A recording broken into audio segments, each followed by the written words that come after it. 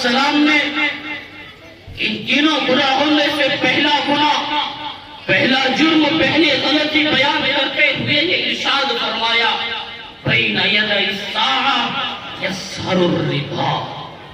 ان تین گناہوں میں سے پہلا گناہ یہ ہے کہ سود عام ہو جائے، رشوت عام ہو جائے، بیماری عام ہو جائے، بھائی بھائی کا مال ہڑپنا چاہے گا، بھائی بھائی کو میراث سے محروم کرے گا، لوگ لوگوں کے مالوں پر ہاتھ ڈالیں گے اور ایک دوسرے کا مال ناجائز طریقے سے، بیماری طریقے سے اور گندے طریقے سے ہڑپنے کی کوشش کریں گے۔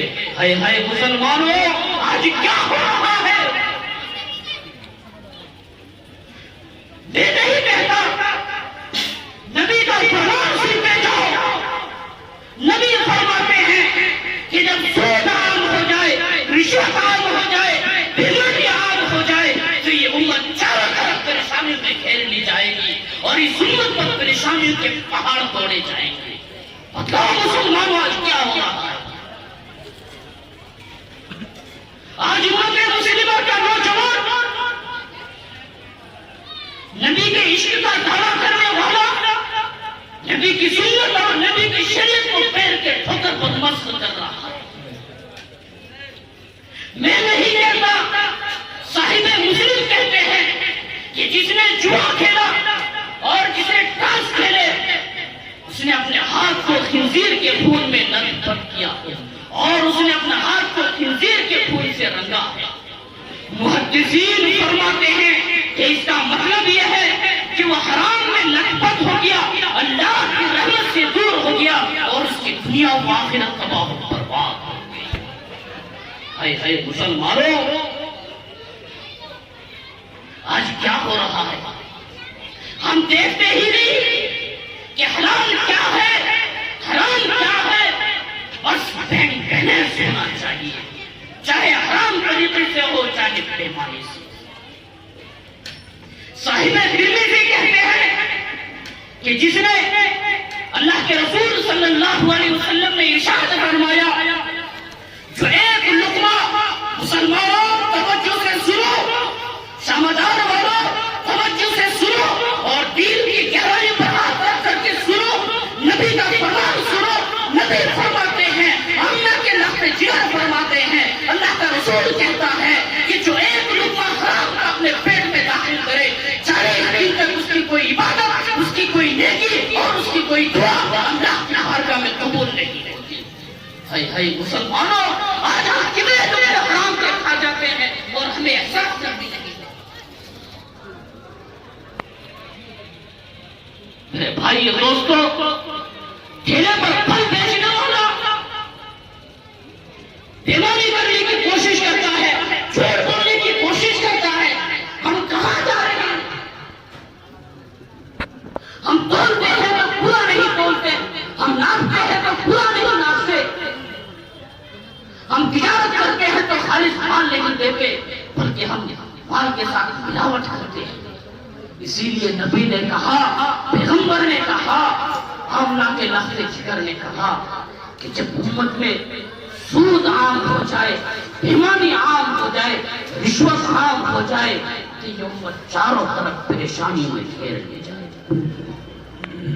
میرے بھائی دوستو، ذرا سوچو اور سمجھو۔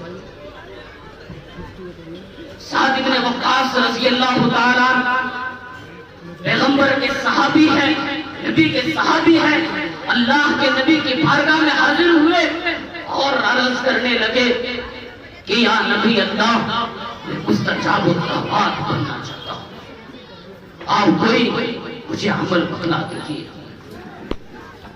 آپ کو معلوم ہے کہ مستجاب الدعوات کسے کہتے ہیں؟ مستجاب الدعوات ایسے شخص کو کہتے ہیں جو دعا کرے اور فوراً اس کی دعا قبول ہو جائے، ایسے شخص کو مستجاب الدعوات کہتے ہیں۔ نبی نے فرمایا کہ اگر تم مستجاب الدعوات بننا چاہتے ہو تو ایک کام کرو، اپنے پیٹ کو، اپنے منہ کو، اپنے ہاتھ کو، اپنے جسم کو عین حرام سے بچاؤ، حرام خوری سے بچاؤ، مستجاب الدعوات بن جاؤ۔ میرے بھائی دوستو، شاید آپ کو یہ معلوم نہ ہو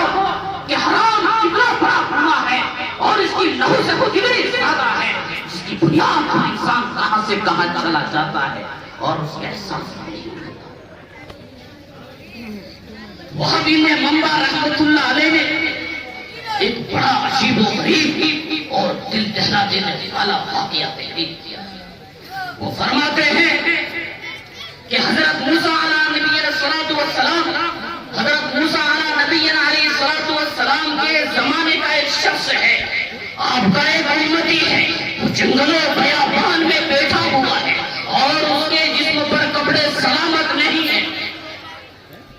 وہ اللہ کے سامنے عاجزی کے ساتھ، انکساری کے ساتھ روتے ہوئے دعا مانگ رہا ہے۔ حضرت موسیٰ علیہ السلام کا ادھر سے گزر ہوا، آپ نے دیکھا کہ میری امت جنگلوں بیابان میں پریشان اور اللہ کی بارگاہ میں عاجزی کے ساتھ، انکساری کے ساتھ روتے ہوئے دعا مانگ رہا ہے۔ میرے بھائی دوستو، ہر نبی، ہر رسول رحمت بینگ کا پتلا ہوتا ہے۔ حضرت موسیٰ علیہ السلام آگے بڑھے اور اس شخص سے کہا کہ کیا بات ہے، کیا کر رہے ہو؟ اس شخص نے کہا کہ تمہیں ہم سے کیا لینا دینا؟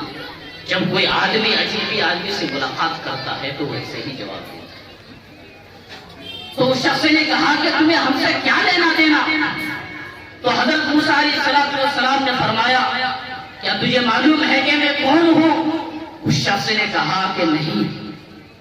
پھر حضرت موسیٰ علیہ السلام نے فرمایا کہ میرا نام موسیٰ ہے، میں اللہ کا نبی ہوں۔ تو یہ دعا مانگنے والا شخص اٹھا اور عرض کرنے لگا، اے موسیٰ، مجھے معلوم ہے کہ آپ طور پہاڑ پر جاتے ہیں اور اللہ سے ہم کلامی کا شرف حاصل کرتے ہیں۔ اب کی بار جب آپ طور پہاڑ پر جائیں تو میرے لیے اللہ سے یہ سفارش کریں کہ میں اس جنگل میں 40 سال سے ایک دعا مانگ رہا ہوں اور وہ اللہ کی بارگاہ میں قبول نہیں ہو رہی ہے۔ حضرت موسیٰ علیہ السلام نے فرمایا کہ ٹھیک ہے، جب میں طور پہاڑ پہ جاؤں گا تو اللہ سے تمہاری سفارش کروں گا۔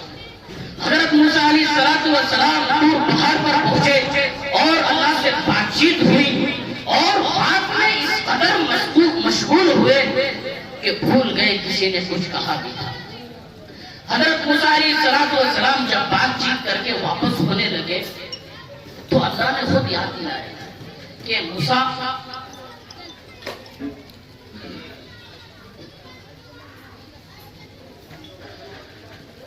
تو جب واپس ہونے لگے تو اللہ نے خود ہی یاد دلایا کہ موسیٰ، جب تم طور پہاڑ پر آ رہے تھے، راستے میں میرے کسی بندے نے تم سے کچھ کہا تھا۔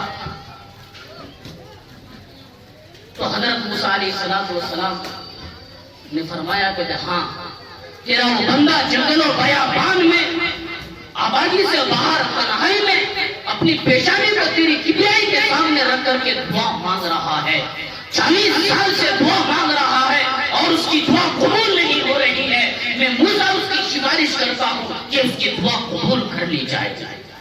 میرے بھائی دوستو، اللہ نے کہا، احکم الحاکمین نے کہا، اے موسیٰ، ہم تمہاری سفارش کی بنیاد پر اس کی دعا قبول نہیں کریں گے۔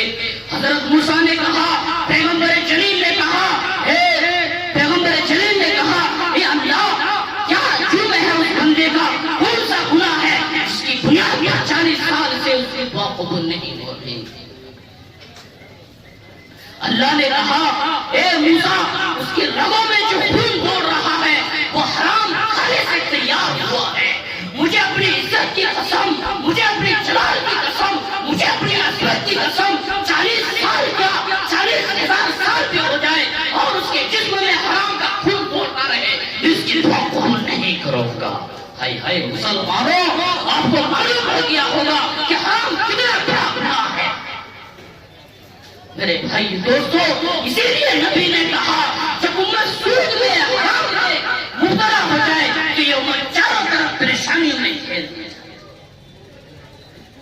نبی علیہ السلام نے ان 3 گناہوں میں سے احتساب کا حکم آ گیا، اس لیے اپنے بیان کو مختصر کرنا۔ نبی علیہ السلام نے ان 3 گناہوں